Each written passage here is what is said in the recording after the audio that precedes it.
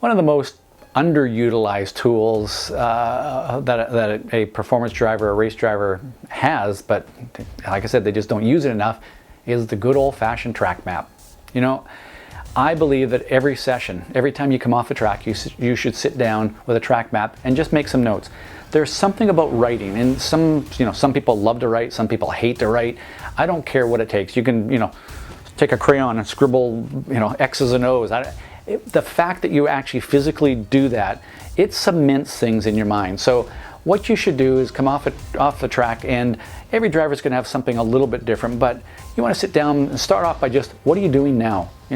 I brake here, I apex here, my eyes are here, I feel a bump here, I got to avoid that crack in the pavement here, something like that. You just write down things that you're currently doing.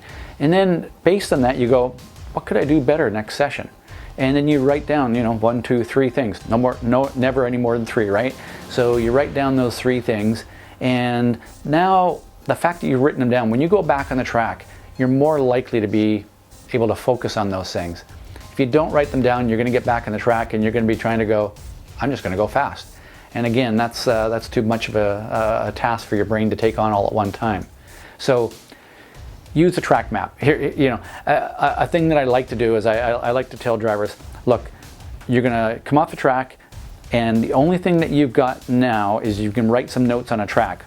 And this track map is the only thing that you're going to be able to look at from between now and 6 months from now when you come back.